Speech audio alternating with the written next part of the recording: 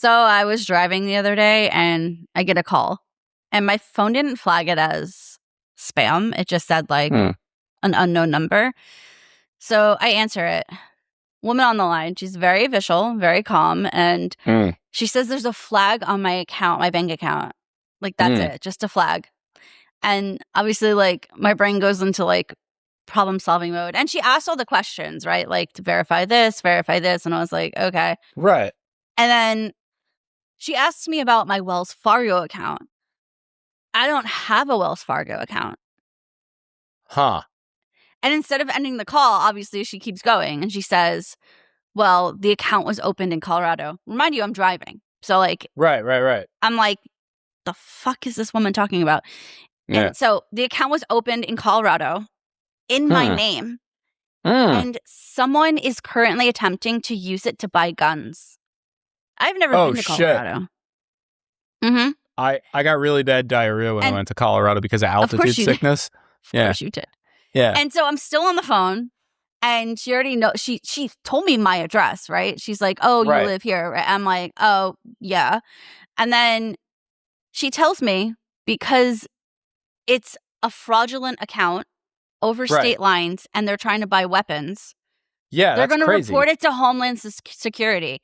And once the report is filed and goes through, I have 2 hours. I have 2 hours to withdraw my own money out of every account I have before it gets frozen and closed. Like all of it's gone. This Nigerian prince that can help you, right? Like, so you got to like wire him money. So now like there's a countdown and there's urgency. And I'm like, what? And then I pull in my driveway and I'm just sitting there and I'm like, I'm getting mad at this point. And then something clicked and I was like, okay, this isn't adding up. And so I caught on and I just hung up. Right? They tried calling me back, blah, blah, blah. But here's the thing about it, right? Stanley Milgram proved in 1963 that an ordinary person would administer what they believed of fatal electric shocks to a stranger just because a voice of authority told them to keep going, not because they were evil. And the thing I kept thinking about was Compliance, the episode that we did. Shit. And I was like, oh my God, our scammers on calls are just using that same tactic. It's just like a voice of authority, you know, talking to people who like would listen. Like, why wouldn't you listen? Why wouldn't I believe? I'm like, what? Like, you know my address? That's a good hook too. I mean, hey, someone stole your identity and they're trying to buy weapons in Colorado, like a place with like a handful of true crime things involving weapons. Yeah. You know. And like it was like it just slowly escalated, right? And like because she slowly escalated it, it was like believable to an extent at a certain point.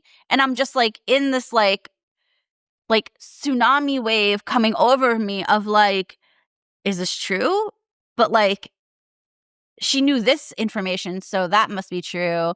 And then, I don't know, it was crazy. And then I spiraled. I was like freaking out. And then, then I realized it wasn't true. Do you think that like algorithmically you've been stalked because you recorded the Compliance episode with me? Oh my God, probably. It's your fault. Well, so it's your fault? It is my fault. And it's always your fault. You're all fucked now. Welcome to Dead Air. Welcome to Dead Air. I'm Michael Aesop. I'm Amanda. Thanks for listening. Hot as balls. Yeah. Happy summer. Happy summer. It is longest days of the year right now, which is fun. Do you want to tell them about the new thing we're doing? Oh, well, first I want to say shout outs to YouTube. If you guys haven't checked us out on YouTube, head on over. You can see my beautiful face and Mike's handsome mug. My cherry red. It's a combination of drunk sunburn and translucent skin. He's Irish, so he's always little red. But yeah, head over to YouTube. Throw us a comment, throw us a like. We are trying to build it, and we'd love your help with it. Please continue to rate our podcast too. Leave us a review. You can tease me in the reviews. You can say I smell like a horse turd. But just as long as you rate it 5 stars, please. 5 stars. We did have a comment. Do you want to shout her out? Yeah. Shout out to Scarlett. Thank you for engaging with us and chatting. We are going to definitely be, taking your suggestions and working that into our next season. We're ready for it. You got some great suggestions, so that's on the way. Yeah. Thank you. Okay, we're officially launching something new. This summer, Mike and I are watching international horror films, stuff outside the American canon, stuff you may not heard of, and stuff that proves that every culture on Earth has figured out how to terrify people in completely different ways. We're calling it No Return Flight. And the first entry is a Swang, the 1992 Filipino horror film directed by Peque Galaga and Reyes. Here's what you need to know. A young girl and her nanny are on the run in the Philippine countryside and stumble into a remote village that's being terrorized by a creature, a beautiful woman who shapeshifts between a young woman, a withered old hag, and a giant snake. She doesn't just drink blood. She eats everything but the bones. And she particularly targets children and unborn babies, because why wouldn't she? That's the movie, and here's the thing that stopped me cold when I looked it up. The executive producer of the film is Lily Monteverde, the same person who built the Shake, Rattle, and Roll franchise. Prolific franchise. The same woman we talked about last episode who died in 2024. Did not plan on that. Just started watching there and look, there was her name. So Swang, I do have to say the edition that I have on the way is from the great people at Mondo Macabro, who I spoke about on last Dead Air about their reissue of Durfan, but also their release of Marquis, which I got in the mail. But I'm so excited. I have it on the way, and I can't wait to watch it. It's apparently like the ultimate cut of this movie, all that good stuff. I'm stoked. Yeah, I'm excited to watch it. So we're going to be watching that. Next episode, we're going to be giving you a review, and maybe we'll even have a list so y'all can follow along. But definitely watch this, and so next episode you can hear what we say and have us say too. Yeah. So what else have you watched this week? I did actually watch a bunch of stuff. By the way, your the Netflix thing we talked about on the last episode, everyone is like jocking the shit out of that series. Which now. one? The one with woman who what is it? Maternal instinct. Maternal instinct. Yeah.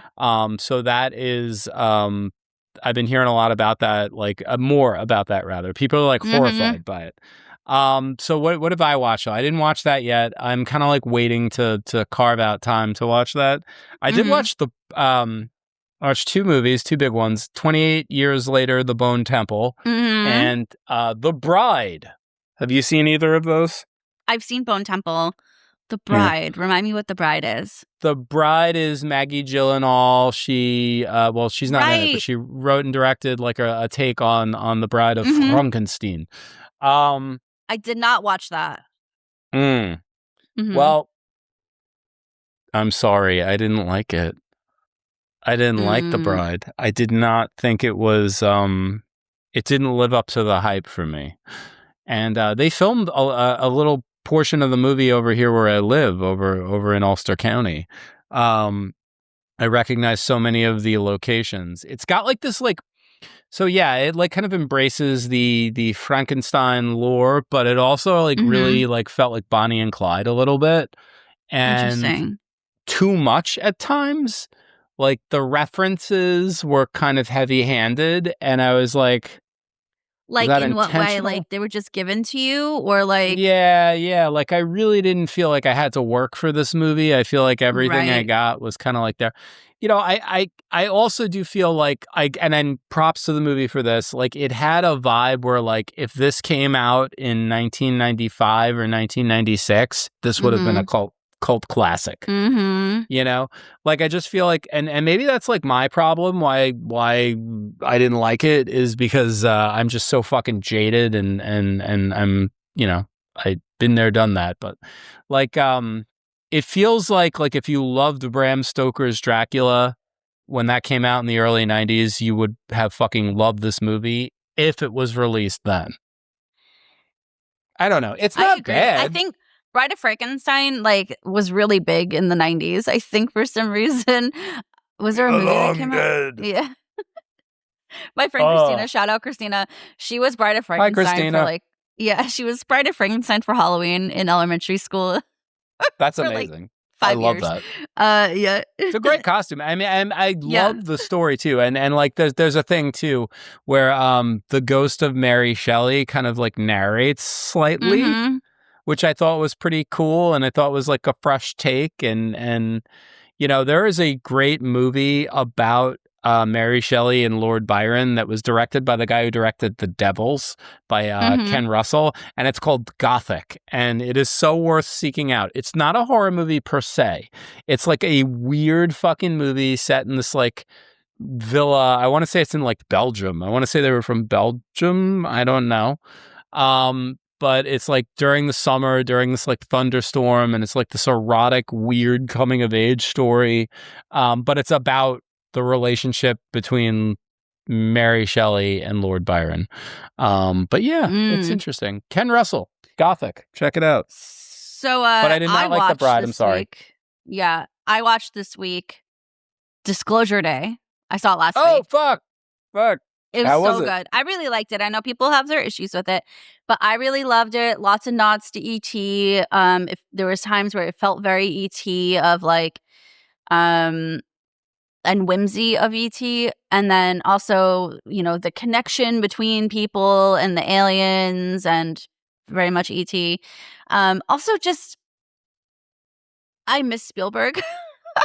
Me just too. The shots were beautiful. Everything felt very cinematic. You could tell he was taking his budget and really using it. The score, the music. What more could you want, right? Yeah, I really liked it. I suggest everyone see it. I want to see it. I am going to see it. I know I keep saying, "Oh, I'm going to see it." I am going to go see it. I did watch a Spielberg movie as well.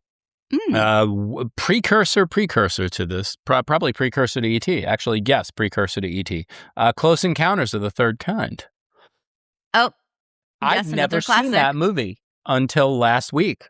I watched it for the first time with my kids. Yeah, and I actually bought E.T. because we're going to watch E.T. I think tonight. Yay! But that's my favorite movie. So. I do. Yeah.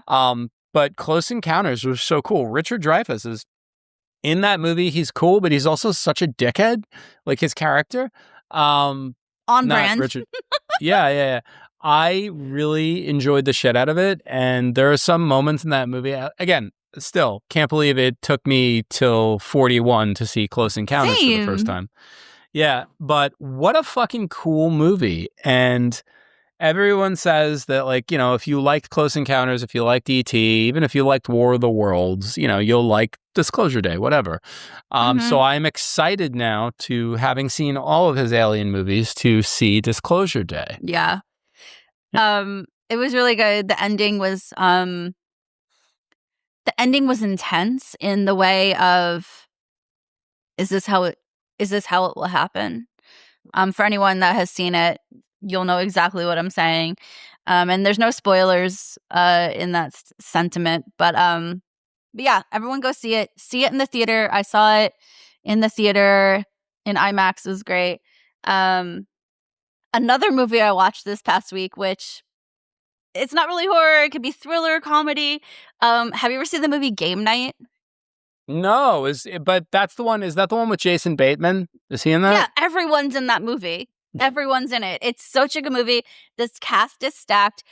This is probably the fourth time I've seen it. I went to a friend's birthday and it was playing, and I was like, we got to watch this. And Peter had never seen it, and I don't know why I've seen it and he hasn't. But besides that, it's great. It's such a fun ride. It kind of reminds me of, shout out to our script stuffed animals, just the journey and the adventure of the night. It's one of those films where I usually can figure out what's going to happen. I didn't see it coming. I was like, oh my God, really? So yeah, I suggest to anyone who wants an easy watch, fun movie night, watch Game Night. Cool. Yeah, I mean, I'm totally on board, and I feel like it's one of those movies that I always missed. Like, I always put off watching too. I'm like, oh, you know that, and I forgot about it. But like, you just triggered you triggered my memory with it because, like, oh shit, Jason Bateman's in it, and I love me some Bateman. Jesse Plemons is in it, and his character is so funny. That's crazy. He plays this like no nonsense cop that lives next door. Of course he does. He's like slightly creepy. I feel like it's just so good.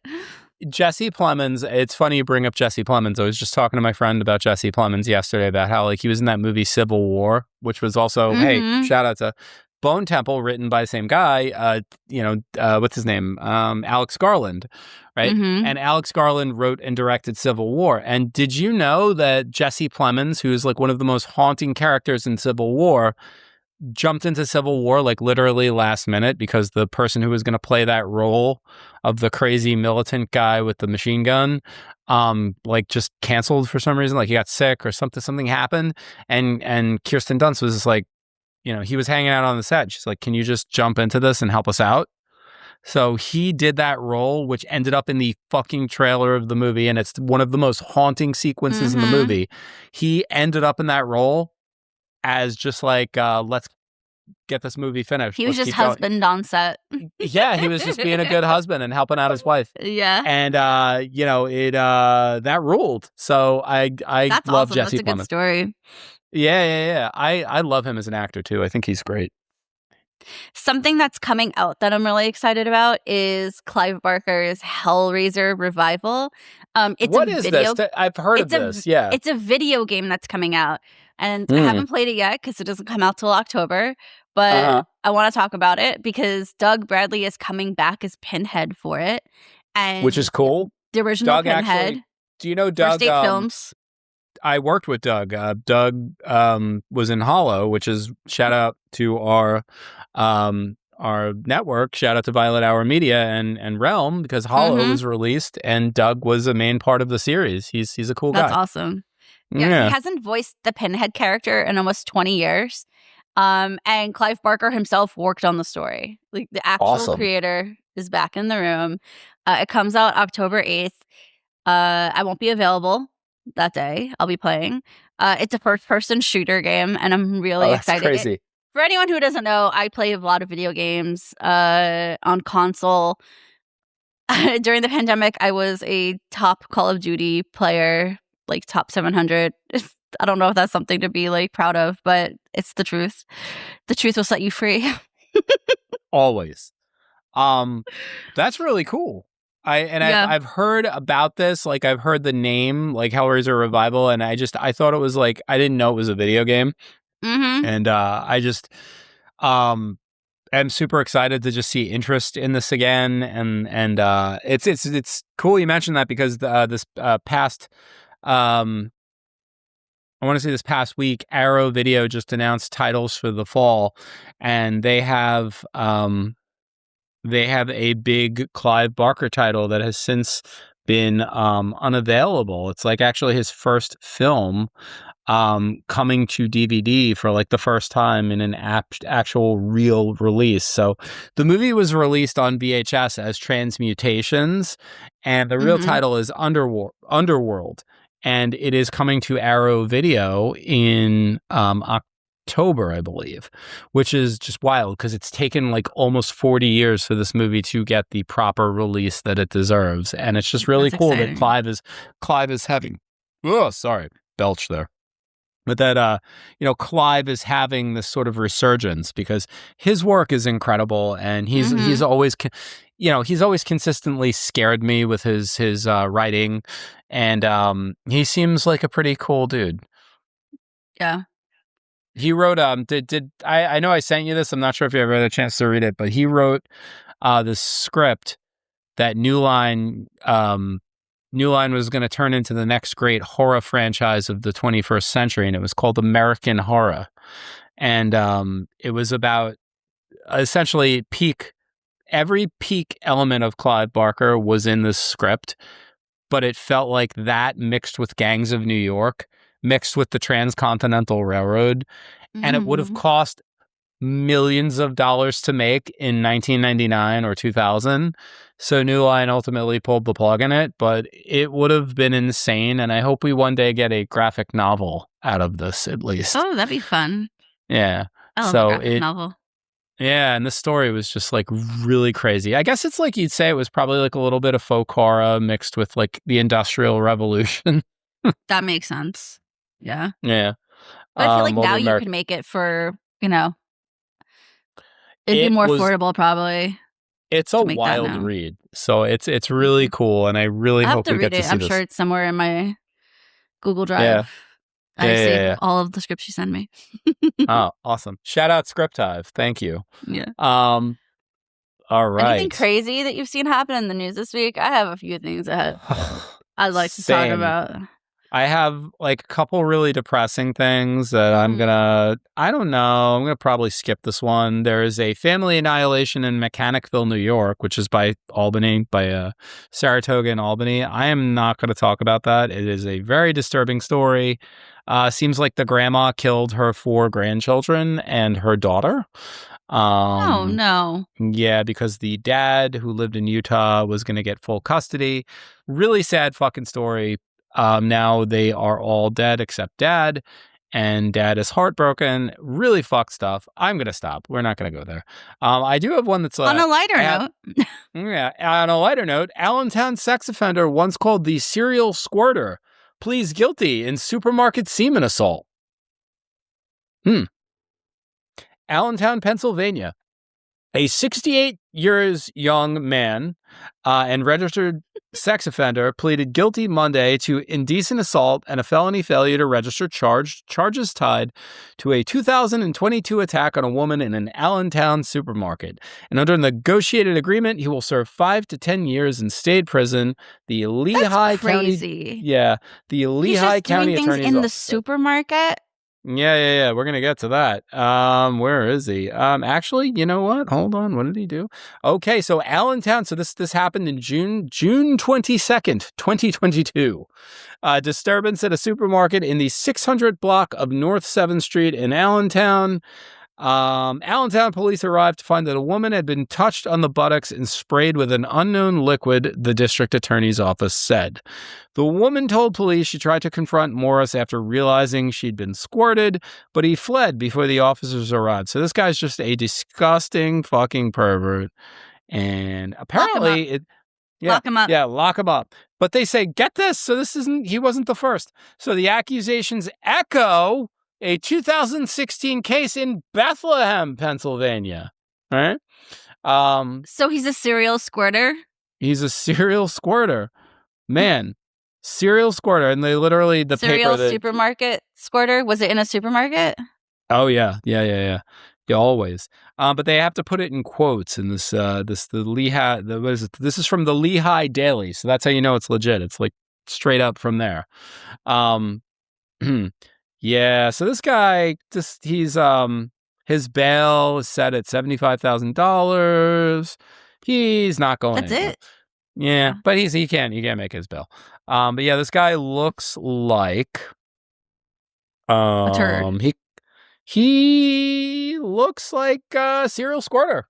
Yeah. Mm-hmm. Yeah, a toe of a human. Little bit, and he looks like he'd do it again. Probably. So keep him in prison. He yeah. So fucker. You know Adventureland on Long Island, yes, right? I do. Did you hear what happened this past week? No. On June 19th, 15 children and 1 adult were rescued after getting stuck on a ride at Adventureland in Farmingdale. No. Our Adventureland. Yeah, which one? Long Island. The ride was called Wave Twister. It's the park's newest attraction, and it opened up in March. It's described as sounds like it's closing. First ride of its kind in the world. 2 spinning gondolas that sweep along an L-shaped figure-8 track, climbing over 50 feet in the air. It broke down about 7:30 p.m. with passengers on board, roughly 25 feet off the ground. Firefighters had to come and remove children one at a time as they sat with their legs dangling, confined to their seats. The youngest passenger was 5 years old and accompanied by their 40-year-old parent. It took 3 hours to get everyone down, but nobody was hurt. Thank The God. ride's no out of restarts. That's service. good. Okay. Thank you. I hope it's out of service. Totally. But that's crazy. That is. I always think so. Adventureland is like a permanent, like local amusement park that has been around on for a Long long Island, time. in Farmingdale, New York. The movie Adventureland was based off of that Adventureland. I got some crazy Adventureland stories that I could share. Do you remember that movie with was that Michael Cera in it? Michael Cera, and what's the kid? The face he played Mark Zuckerberg. Jesse Eisenberg. Yeah, he was in it too. Wasn't Danny McBride in Adventureland too? Maybe. Did he play like the sleazy older guy who did the rides? No, it wasn't McBride, actually. I don't think Danny McBride was in. I think it was that other guy who was like in Pineapple Express. He looks like Michael Shannon, but not really. Do you know what I'm talking about? I don't know, but anyway. Kevin something. Yeah. He's a good actor. I don't trust amusement park rides. Fine. I know that there's like things that have to go into place and safety precautions, but traveling carnivals and stuff like that. Well, I traveling carnivals. I have a great traveling carnival story that my wife told me from years ago. But before we do that, Adventureland was kind of like the Wild West. I mean, did I ever tell you that we used to get off in the haunted house and run around and throw shit at people? Yeah. And then one time they got really mad and they tried to find us, so they turned on all the lights in the middle of the ride. And I think my brother pulled his pants down. We were kids, by the way, so statute of limitations. We were kids, and then my brother pulled down his pants and screamed at them, and then ran out the exit door. That's definitely haunting. But yeah. But I mean, I don't know if people could still do that, but they really were kind of lax, and what was the worst thing that they were going to do if they caught us? They'd actually probably would have fucking beat the shit out of us in the alley because it was a different time. They're not going to call the cops. I don't know if they would have done that, but they would have definitely punched banned. you in the stomach. Definitely banned for sure. Yeah. I think my family, it was I have a big Italian family, a great aunt and uncle owned part of Adventureland and Splish Splash back in the 70s and 80s. So they're owned by the same people. That's interesting. But it's the same. Yeah, but I don't know who it was, but that was the lore. That was the Ritigliano family lore, my Italian side. Listeners, the Splish Splash, listen to me, I sound like an old man. Splish Splash is a Long Island staple. It's a water park out in Riverhead. It's a water park, a local amusement park, water park, whatever. And it kind of got some cred I don't know, 10 years ago, a big YouTube video, these guys went in there and were doing crazy BMX riding on the empty water park pipes. Oh, that's so cool. For the slides, and then they damaged the pipes, so they got arrested, and it was a big deal. It was $100,000 worth of damage for riding your BMX bike on it. Whatever. I don't know. It sounds. Well, I'm sure it's not made to take that kind of impact, and Right. I actually got so hurt every time I ever went to Splish Splash as a kid. I got really hurt. There was this one ride called Shotgun Falls. Water parks are kind of dangerous. Come out of a shark's mouth. Yeah, I think some of them really are dangerous. Hard. Yeah, I hit my head. No, but I the love shark a water park though. If that's how I'm going to go out, it's fine. But that was the thing too, that they have that wave pool, right? Haven't multiple people drowned in that wave pool? Yeah, wave pools are dangerous, and it's full of piss. Yeah, and dookie. You remember the really tall one that shoots down really fast in your I did atomic wedgie situation? I did that one to impress. Here's stupid me, teenage me. I did that one to impress a girl, and this girl, and her name just sounds like a made up '90s name. Her name was Summer. I don't know, man.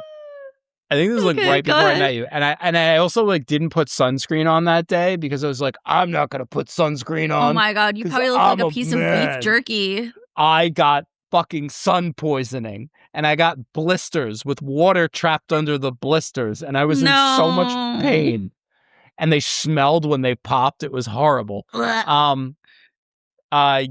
that was bad. I looked like a lizard. My skin looked like a lizard. Yeah. But that ride actually wasn't the bad one. The bad one for me was that Shotgun Falls one. That's over that big. So they have this ridiculous favorite one. That was my The favorite one, shotgun because falls? it was like the short slide, and then you get thrown into the air, and yeah. Yeah. That was the one. But I lifted my head up right when I was coming out of the shark's mouth, and I hit my nose, and I got a nosebleed. Mike, that's on you. So something else happening in the news. Yeah. What was the big one called? That was called Cliff Diver, right? Yeah. Cliff Diver? Yeah. Anyway, all right. Something else. I'm sorry. Yeah, on to the next. So do you remember a few episodes ago, I watched that doc on Netflix about the FDLS guy who like basically had all these child brides? Right. And the woman like that may infiltrated. have been like our first episode of this. It may have been. So he's on trial right now, and he's not on trial for that. He is tax evasion. He's back in court. He's already serving 50 years in federal prison. But this week in Arizona, they put him on trial separately for child abuse charges, specifically for the night he was pulled over on the highway with children locked inside the enclosed cargo trailer. And guess what? Fucked up. Bro, that's how he got caught. And guess what? He's deciding to represent himself. And in his opening statement to the jury this week, the man who ran a child sex abuse ring, basically, who's serving 50 years, who we watched this doc about, he told the courtroom that he is a kind and loving father who doesn't even spank his children. Okay. He said that in open court, and because he's representing himself. So this guy is so fucked in the head. It's like he's also still making daily phone calls from prison to his remaining followers who consider him to be like, you know. Do you think he's going to be the new governor of Utah? I don't know. But like shout out the calls, it's crazy. And like representing yourself in a child abuse trial, like, do you think he's just like having fun? Like this is like, I don't get it. No, you know, people like this, I feel like this guy's, it's in the pathology, right? Like he is definitely a predator, and there is something just so, I mean, we already know this, there's something so wrong with this person. But I think he probably thinks that he's genuinely doing the right thing. Yeah. Well, hopefully he's a narcissist. So that's yeah. You know, Utah just brought back the firing squad. I doubt they're going to give him the death penalty. He didn't murder anyone. Wait, really? Although, yeah, they brought back the firing squad. That's crazy. A lot of states, actually, I think a lot of states are bringing back the firing squad. You know, it's so this is an addendum, like a last minute addendum to our dead air here. But did you know that the chemicals, there is no set drug that they give you for lethal injection, and certain drug companies refuse to sell the drugs that would actually work in a sort of humane euthanization, right? Yeah. So they have to like kind of like mix shit. So that's why you always hear about these horrific lethal injection deaths. So states, and Utah is not the only one, but states are actually bringing back the firing squad. Because the firing squad is pretty, you know, it's pretty direct. I mean, you know, you don't know which one. There's multiple men with rifles who come out. I think they're wearing ski masks or hoods, and you know, correct me if I'm wrong too. Drop it in the DMs. But one of them has a live round, but you never know who has the live round. And they fire at, like, they literally, I think, put a target on the person's heart. They put a hood on their head, and you know. Yeah, it's a shot to the heart. So, you know, that's like pretty much, you know, it's probably painful, but it's pretty instant death, you know? Have you heard about this with the lethal injection stuff though? Or like it sometimes takes these guys 20 minutes to die? Thought there was just like, I knew there was like a shortage, but I didn't realize it's because companies didn't want to make it. Yeah, it's the ethics. They don't want to sell to these people knowing that this is going to be used to punitively murder people. And look, if you believe in the death penalty, fine. There are crimes that, like, look, I believe that are egregious enough to warrant that. I think that any harm that's ever done to a child, listen, you probably should fucking die. That's my opinion. I don't think it's a hot take. But yeah, the ethics of it, I guess, with the drug companies, the pharmaceutical companies, yeah, they're not selling. They're not selling for that reason. Yeah, that's so interesting. And so, I mean, but how fucked up is that they're literally playing around with medicine? I think one state even used morphine, tried to hot dose someone with morphine. But that's the other thing is there's no there's no recipe, and then how are you accounting for the size of the person and whatever? Are they testing this on animals before? An IV drug user? So a lot of these guys come in, their veins, they were IV drug users, and their veins are all blown out. So it takes them 15 minutes to find a vein, and then that vein blows out. So that's additional agony and suffering. I don't know. It's fucking weird. It's scary. It's controversial upsetting. Topic. It's so hard to even. But it's not the most humane. And back in the day, they were the lethal injection's the most humane way to execute a person. Yeah. It's not. Maybe the electric chair was. It was, yeah. I don't know. Well, I think the big one, call back to our Michael Jackson discussion a couple weeks ago, I think they would give you propofol. That was the big thing. They would give you propofol. Yeah. And then they would give you sodium pentothal to slow everything and kill you, essentially. But now they just fuck around with shit. I think I've heard that they actually use phenobarbital in one of them, which is an old school seizure medication, and give you a hot dose of phenobarbital, but I don't know. Yeah. So, well, anything else happen in the news for you this week? Let me see. So we got the serial squirter. Oh, we got the 250th anniversary of America coming up. And just in time, I get this from the Daily Beast, a MAGA fanatic dressed as Uncle Sam accused of twisted sex acts at Trump's state fair. Do you hear about this guy? No, but I heard about the big fair that happened that no one really turned up for. Yeah. Well, this guy turned up and he took it out. So, So police documents reviewed by the Daily Beast show that his name's Gian Racitelli was charged with, and this is a quote, lewd, indecent, or obscene acts after 3 separate witnesses told police that they observed what appeared to be a sexual act that he engaged in while watching a troupe of female circus performers. So Racitelli, 54, has been identified online by supporters of the MAGA live streamer known as, quote, Manny, end quote, who was broadcasting live from the event. The influencer, she's an influencer. Jeez, fuck my life. The influencer's most recent live stream from the day of the arrest cut off abruptly when police officers were shown approaching him. Oh my God, and there was no audio to capture what was being said. Yeah. This guy seems like a real piece of shit. But here's the other piece of shit thing. So there's a meme going around and it's totally AI. And it shows Manny dressed as Uncle Sam with the Washington Monument in the background, which looks like a dick and balls. And it says free Manny, but it's Friday the 13th font. Hold on. You got to see this shit. It's Friday the 13th font. False report. Unfair arrest. Wrongful detention. Justice for Manny. Set up, not guilty. Fuck you, Manny. This is horrible. This guy's a pervert, and it's beyond that. This guy's dangerous. This man is dangerous. This is not. Can we just funny. put all the There's pervs on an island somewhere? Just nuke it. Test fucking nukes. Get out of here. I don't know. This guy looks like a real horse's ass, and fuck him. Hold on, I'm gonna send you a picture of him. You gotta see what this idiot looks like. This guy really is. I have not seen someone. Where are you sending it? Just look this up. Free Manny. Look up Free Manny right now. Free Manny. I wonder if we're gonna have any Free Manny people coming from me. I hope we do. Oh, I see. Because that means they're gonna. Yeah, he looks like a horse's ass. He looks like Captain Spaulding from House of a Thousand Corpses. He does. That's what he does. Right? But that dude ruled. Sid Haig was a really nice guy. I knew Sid a little bit. And he was a really nice guy.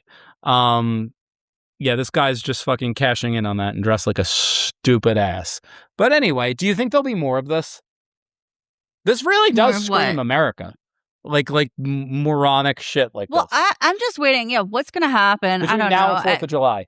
the energy that's happening is real crazy. But I will say the energy that's been going on for the past like month since the World Cup has been here has been so nice. Like it's so fun seeing all these people coming. Yeah, seeing all these people from different countries coming here and getting the full American experience, like going to a Waffle House. It's so good. I'm living for it. Like them the eating German guy who's going around. He's like, hey, what's I mean, I love. There's this one Japanese guy who is he's traveling and going to like across the country to a bunch of different games, and he's just like having the best experience. He did do this one thing a couple weeks ago where he was just like he slept at the pier in Santa Monica overnight, and everyone was like, bro, if you need a place to stay, like please DM me right now. Like that's so dangerous. It's so dangerous. Oh man. Someone tried to sell me meth there once.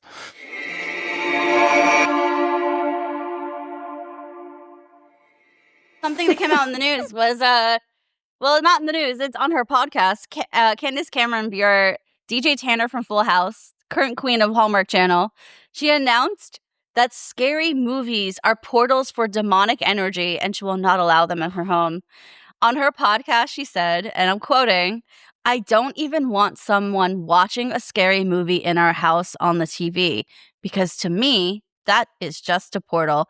She clarified and says she works in the film industry. She understands there's a crew of 200 people making it. She knows it's not real.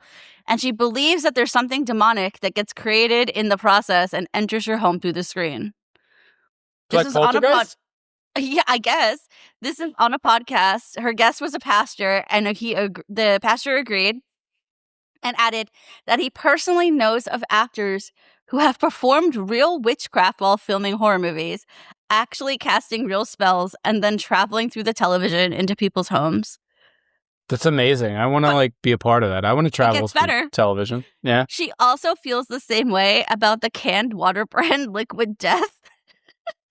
She said, do you want to buy a product that is literally being cursed and it's going out to distribution?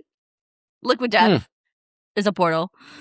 Good to know. Yeah, good to know. I actually I like Liquid Death, but it's kind of like it's fine. Their iced tea is good. The canned iced tea. With the ginseng. Yeah. That is a good one. Yeah. Mm-hmm. Yeah. Do you know I want to say that Joanna Angel, the adult film star, was one of the founders of Liquid Death, and I mean, not that she's not any. I mean, she's probably more rich from Liquid Death, because I feel like that's good money right there. Liquid Death is great. They do such fun merch and brand partnerships. They're great, and it was grassroots. I mean, I remember when they first started out. I remember them coming up. Through music, through music scenes, through the metal hardcore scene. So that's Candace Cameron Bure, whatever. Is she wasn't she Kirk Cameron? Is she Kirk Cameron's sister? Oh, I don't know. Maybe. They're super, look, and I'm not knocking whatever you believe in, but they're super religious either way. He did those Left Behind. Yeah, she is very religious. Wasn't she addicted to meth? I don't think so. Or was that Jodie Sweetin I'm thinking of? Yeah, I don't think she was. But she is married to a hockey player, I believe. Hockey, eh? Mm-hmm. Do you think that they ever watched Heated Rivalry together? Oh my God, blasphemy. If they're hardcore Christian. She probably hates that show. Yeah. Anyway, she has a podcast? Yeah. Mike, everyone has a podcast. We have a podcast. Yeah. Facts. Yeah, facts. But ours is good. Man. Yeah, ours is good. This is the Fear Archive. Yeah. Like and subscribe. Yeah, please. Leave us a review. Slide in DMs. Tell us how much you appreciate us. Yeah. We need it. So did you hear that? And I'm not going to buy this. I promise you I'm not going to buy this. This is too much. This is amazing, but it's too much. I can't justify spending $500 on this. What? Did you hear that on October 20th, Criterion is releasing the complete Stanley Kubrick collection? Ooh. It's $500. It's on sale now for $470. Right? Yeah. 4K, everything, the biggest, Mm-hmm. and it includes, and I didn't know this even existed, so whatever, Mm-hmm. The Shining, the international cut of The Shining. Now, Oh. in hearing that, what do Mm-hmm. you gauge? Do you think it's going to be more footage or less footage? The international cut. I think it might be things that weren't allowed to be put in because of American standards. No. So here's the weird thing, really? and I just learned about this today, and it's wild because it's fucking blowing my mind. So it's a half hour shorter, and they said that this was the cut that Kubrick really wanted because it cuts out all the explanation, and people say that it makes for a more unsettling experience when watching the film, almost like liminal horror, like Skinamarink, which I'm an unabashed fan of. I don't care. I know people hate that movie, but I fucking love that movie. And those abrupt cuts, they say, like there's time cuts that are just like all of a sudden you're months later into this story. You have no backstory. You meet characters that there's no context to. And people say that it is a much scarier movie because it is more disorienting. And yeah, that's interesting. I want to see it. Same. And I was just like, whoa, I'm like thinking, because I know that Kubrick also, he like destroyed reels of that film, and like there is a lot of missing footage from that movie, including a denouement, like a wrap up where Shelley Duvall is in the hospital talking to a detective. And like Kubrick went in after opening weekend and cut shit from the movie, which is insane. So there are people like probably in our family who may have seen that movie in the theater, and like they saw a different version of The Shining than we did. Completely different. Yeah. Right. And yeah, I just think that's wild. But The Shining aside, that's I think the big the big blurb on this is it includes that international cut of The Shining, but it's like literally every film in his career, from like The Killing and Spartacus and Lolita to like The Shining, Full Metal Jacket. Me too. I want it. Hey, Criterion. $500. Criterion, come on. We love you. Yeah, we'll do something. Yeah, we'll do like we'll do a little Stanley viewing Kubrick party. thing. We'll review all of them. They'll all get 10 out of 10. Just kidding. They we'll be those critical. We'll be critical, but but not that they're we great haven't movies. seen them. But yeah, same. So I thought that was really cool. That's exciting. I saw that pop up, and I do want to shout out. So at the time this is going to probably come out, the Criterion sale is still going on strong. If you have a Barnes and Noble, get out and buy physical media. There's some new John Waters stuff that they just dropped. Ooh. So here's one of my favorite John Waters films, Desperate Living. So it got a 4K remaster with a bunch of really cool special features. That this is just such a fucked up movie. You ever see Desperate Living? I don't think so. Oh, it's so funny. You really got to see this movie. I'll watch it. Really, it's go out, buy it. It's like you will not regret. You will not regret buying this. But funny thing, Problem Child 2. Did you ever see Problem Child 2?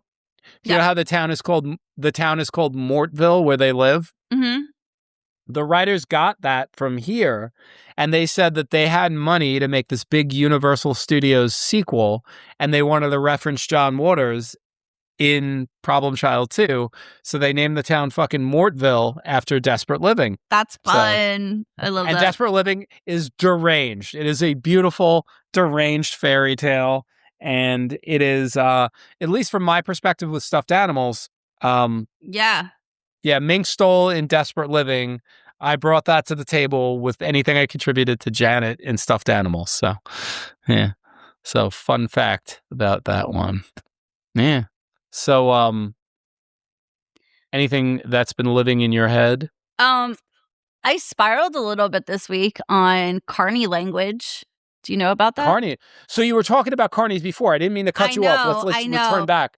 Yeah, let's bring it back full circle. Bring it back to carnies. Yeah. So I fell down a rabbit hole this week on carny language, and I felt I had to share it because I had no idea it existed. I feel like this was something you might know about, but clearly you don't. So I'm excited to tell you about it.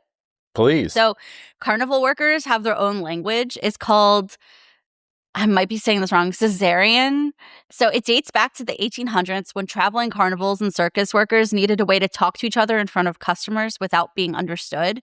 And the way it works is simple. You insert a sound of Eaz, E-A-Z, before the first vowel of every syllable in a word. And when you do it fast enough, I'm trying to follow.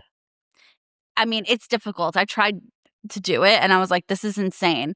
But when you do it fast enough, it becomes a completely like unintelligible, like to anyone who doesn't know the system. But is it like Pig Latin? Yeah, basically. So you're putting the E-A-Z sound in front of the first vowel of every syllable in the word. That's wild. But like, why? Is it like supposed to be like a coded language? Like, it's so people can't like they could talk to each other without like having people know what you're saying, right? Like we could talk in front of plan customers. A crime. We could do crimes in Carney. Yeah, and like it's not just a code; it also has like an entire vocabulary. Customers, like, you know, they marks. They call them marks, and they would like. It's pretty literal. Like they would identify big spenders and pat them on the shoulder with chalk. You know, with on their hand to signal to every other worker on the lot. Right. That's really where it comes from. A shill is a fake player. Sure. I mean, we still use these are terms we exactly. still use now. A game loose is called a joint. Everyone in the federal government, it's a shill, right? Yeah. Now. Yeah. And like, I just found it like fascinating that there was a language. But yeah, and like a fun fact is that it's also how professional wrestling kept its secrets.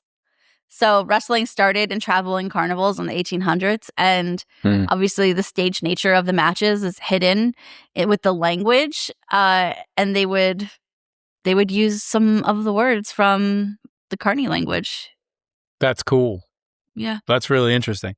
Yeah, I have some Carney stories too. Like that Carney culture is like unflinching. Like it's a thing. And I remember like when I was in high school, Nick and my brother, we would like, do you remember where they built Stop and Shop by my house in like West Babylon? That was like a burnt out field for like a decade. It was a swamp, wasn't it? Kind of. It was a factory, and then they knocked the factory down, but there was also a swamp. Yeah. And they used to have this the carnival would go there every like September. And I just remember like Nick and my brother and I would go like just annoy the shit out of the carnies thinking we were being funny. But those dudes were like no joke. They had like fucking giant ass knives, and they would just be like skinning a fucking apple or a potato. Like it was like a 1960s like fucking coming of age story. Like, and like with one hand. Yeah, but like chewing on a fucking toothpick, or like I think he was probably smoking a cigarette or something. And he's like, yeah, I want to fuck with me. He's like, you know, there's a dead body in this field. And I'm like, a dead body in this field? You look like Russ Cole from like True Detective. Yeah.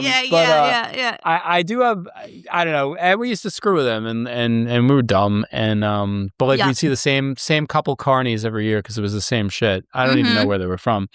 But you know, another funny carny story. When my wife was younger, she worked in a King Cullen, and there was an abandoned Kmart next door where the carnival came through, and the carnies snuck into King Cullen at like 10 minutes before closing and stole a sheet cake from the bakery. Like they all literally like just jumped behind the bakery counter, went into the fridge, took a sheet cake, and ran out. That's a crazy thing to take. I hope it was for someone's birthday. Probably, right? But then like went back to the carnival, like right over the fence. And yeah. But they're like, we don't care. I mean, I don't care. That's so specific. Yeah, sheet cake, right? Yeah. I don't know. I don't care. I just think of like Supermarket Sweep. Do you remember that show, Supermarket Sweep? Yes. Do you remember Do you remember when Married with Children did an episode where Al participates in Supermarket Sweep? Yeah. And he has to do it with Marcy. Oh my God. That's a show like I wish I I think it ran its course. I love Married with Children. I always want to do like a woe. Don't remake I want to do a it. woe. It's great as it Don't is. leave it as it is, please. We don't need to know what happened to Bud's children if Bud had children. No. But if he did, they're all on Reddit, or Discord or something like that. Fan fiction. Yeah. Anything living in your head this week? Yes, actually. So I listened to a bunch of stuff that came out on Friday, and there's a band that I'm really obsessed with called Truck Violence. The name of the band's called Truck. I think they're from Europe somewhere. On brand for you. I want to say they're maybe Irish. I don't know. Sorry, Truck Violence. I didn't look. But they sound like sludgy 90s metal, like kind of like a Jesus Lizard or Melvins. Okay, I like that. Mixed with like there's a hardcore band from like the late 90s, early 2000s called Dead Guy that they kind of remind me of a little bit. But the album's called My Body is the Weather Vane, and it's really cool. I enjoy it. They're playing Troy. I love that name. That's such a good. That's a song name. Is that the song or the album? No, it's the album. The album's called My Body is That's such a good name. My Body is the Weather Vane. You know I love naming things. Yeah. It's cool. And it's coming out. It's out. So you can get it. But they're playing. Wherever you can get your music. Yeah, they're going on a U.S. tour, though, at the end of the summer, and they're going to be up in Troy, New York, sort of close to me, in September, so I'm hoping to go see them. But y'all should check out this band, Truck Violence. Again, the album's called My Body is the Weather Vane, and it's really good, and it's really fun. So yeah, that's been living in my head. I've listened to that a whole bunch of times. But also there's a YouTube channel that's living in my head, and I got to share this with you because I feel like you're going to love this too. Okay, tell me. It's this dude. I don't know how he's doing it. I don't think I'm blowing up his spot because he has thousands of followers. Okay. But it's called Program Time, and he snuck a phone into his prison wherever he's an inmate, and he does cooking videos. I love that. It's insane. I follow people who are on or who are in prison and have phones and they post videos on TikTok. But yeah, and he electrified. Has a whole culinary channel. Oh, it's great. It's really good. And he electrified, so I didn't know this was a thing. Like he electrified a bench and made it into a skillet. And apparently they call these stingers. Wow. Like there's a way to like make like a grill. And it's like a number one cause of inmate arson, accidental arson related deaths in prisons. I looked it up, but this dude's got a science. It's like a grill, like at a diner. Awesome. And he's making all this shit, and it's not shit. Like it looks good. Like I'd eat it. He makes like this thing called a wet burrito. I do think he's in California. He kind of like hints that he's in California somewhere. Yeah, it's interesting. So check him out. Program Time. You like and subscribe? I did. Yeah. Hell yeah, brother. Yeah. He's got some really clever. He likes what does he like? His big thing is he likes to make like Asian fusion. So he does like some interesting things. Hell yeah. And he does it with like he does this thing. Oh my God, what is it? Some kind of beef that he makes, but it looks really good. And you know he doing a good job. So you know what, man. I send you positive vibes. Shout out to you. Shout out to your channel. Hell yeah. I love you, and I hope you get out soon. I love a new culinary experience. It is. It's really cool. So check them out. Program Time. Speaking of food, something that grossed me out this week was I don't think it happened recent, but it was just one of those things that came up on my feed. But it was someone found dentures in their Jersey Mike's sandwich that was delivered to them through like Uber Eats. Oh, have you man, ever found anything in food that you've eaten? Yeah, it's a fucked up story. I choked on it, actually. Oh, no. So I went to, do you remember TG? Do they still exist, TGI Fridays? They're gone, yeah, right? Some jalapeno peppers. Yeah. So I went to a TGI Fridays and I was eating a burger, and this is like maybe like 15 years ago, and they left the well done thing, the flag, and it got stuck in my throat. And it was literally like a 20-second, like, I'm going to die moment. How'd you get it out? I like threw it up. And then, like, do you know they didn't even comp me? They gave us free appetizers. They just give you more food. Well, what they said was they were like, oh my God, I'm so sorry we screwed up. That was supposed to just be for the chef. That's crazy. Yeah, I was a kid too. I was like I don't know, I was like maybe 20. I don't know. So it was a long time. Yeah, again, long time ago, but like really wild. I choked for a second and then like gag reflex, threw it up. And yeah. Should have been a free completely comped. Yeah, the whole dentures and I love Jersey Mike's. I do too. We just have shout out Jersey Mike's. Shout out Jersey Mike's. I love your basic your turkey provolone with pickles. That one, I love that one too, but I love the Italian one as well. The Italian one is good too. Yeah, Mike's way. We just got a Jersey. We just got a Jersey Mike's. You are the namesake. I mean, how do you feel about that? I am a Mike. Like, you know, I know Amanda can be kind of a common name. It was common during the years I was born. But like, obviously, like names like these biblical names like Michael, Peter, I don't know, what's more? Thomas. Paul. Yeah, all that shit. But like, how does that feel, like having such a common name? It was... You know, it didn't really like hit me too hard. I didn't care. Like when I met another Michael, I'm like, oh, there's another Michael. Like when you hear like Jersey Mike's, you think of like your name, like it's like, oh, that's my name, or is it just like? I just think of I'm hungry. You just think of a sandwich. I think of eating a sandwich and getting fatter. Well, my name Amanda is not like that common in that sense. So, and I feel like people don't name things after that. There is an apartment complex. Yeah. No, the Barry Manilow song. Wasn't there a Barry Manilow song called Mandy? Mm-hmm. There's also a Boston Did anyone ever call song. you Mandy? And you want to like hit them? I hate that. I hate Mandy. Yeah. But if you slide in the DMs and say Mandy, the movie's pretty sick. Yeah, the movie is pretty good. Never liked Mandy. A few people call me Manda Panda. Not really into that.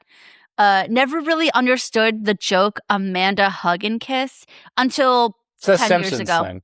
Until 10 years ago. Never understood it. 10 years ago. With the fully got it. Is that isn't that like a Simpsons thing though? Maybe. Like Bart, I mean, probably. It's just people would just say it to me all the time.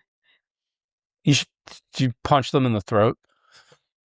No, because I was a child. That would be assault. I'm sorry. No. But my middle name is Lynn, and so there is a mandolin, like the kitchen utensil, and the mandolin instrument. So those are my middle name is. My middle name is Ryan, and it was because, and the fucked up thing about this is I've met other people with that sobriquet. I don't know if I'm saying that correctly, with that name Ryan, right? In their name, or that's their name, and it was the same reason. Like their mom was watching the soap opera Ryan's Hope. That was a thing. Yeah, I got named after a soap opera, Amanda. Yeah. Mm-hmm. Yeah. But thanks, Mom. Shout out, Mom. Yeah. Shout out, Mom. But anyway, I don't know how we got here. Jersey Mike's teeth dentures and sandwich. So what happened? So did that person get lifetime free Jersey Mike's? No, of course. Not even. I'm like, what? But how do you think it got there? The person is suing, I think, DoorDash also, because it was a DoorDash delivery. But apparently, like, the driver was like, lied at first and then finally was like, oh, like my grandpa put them in there. But like it's weird because you know how like dementia? They like, I guess, but like you know how Silver like, alert. They sealed the sandwiches, and so it was sealed, so they didn't think anything of it. But anyway, yeah, I ordered a pack of that like energy powder. What is it, Alani? Whatever. Oh yeah, it is. Didn't someone die from that recently? I think so. Like a child, because like children are drinking it. Yeah, they drink a lot of horrible shit. I can't tell you how many times I see kids with cans of Monster. Children should not be drinking energy drinks. No, they should not. They should not. There's no ruling against it in New York State. But I ordered box of the Alani powder to like kind of like, you know, to have in the morning to like pick me up, to wake me up, you know, aside from my extremely caffeinated coffee. And the box was open. And then I'm like thinking about the Tylenol murderer. And I'm like, should I just like tell Amazon the box was open? And then I was just kind of like, I don't give a shit. You took a chance? I've been drinking them. I'm Michael. fine. I haven't died yet. I know. Yeah. Fatalistic me. I know. We need you for the podcast. No, I'm just kidding. That's not the only reason. No. But they were sealed. The packages weren't open, but the box was open. And I was just like, oh shit. I think about that a lot. Do you ever think about the Tylenol murderer? No, but you ever hear about that? That's your next Netflix series. They did a really haunting one on the Tylenol I'll watch murders. it. Yeah. Oh, it's crazy. It's really scary. Like literally in a couple days. And they sometimes say, oh, that might have been the Unabomber. And then there's some theories, a shout out to a future Fear Archive episode, but there's some theories who said that was a recalibration of the Zodiac Killer, was that he was just poisoning people in Chicago through the Tylenol. But people also say it was Ted Kaczynski, but I think they actually did figure out who it was. I can't quite remember. They have ideas, just like with Zodiac, how they have ideas. But you know, I want to know if this has happened to anyone. So any listeners out there, if you had an issue where you found something in your food or like whatever, please tell us your story. We will read it. We'll give you a shout out. But like, we'll talk about it. It is a fear of mine. It is an actual fear. Like when you see like woman found like rat tail in burrito, you know, like or disgusting. Or what about the chick who found the fucking finger in her Burger King? Remember that? Yeah. It was it was Wendy's. It was Wendy's chili. Yes. It was Wendy's chili. Yes. The finger in the chili. All right. But fucked up. Please submit your stories. We want to know.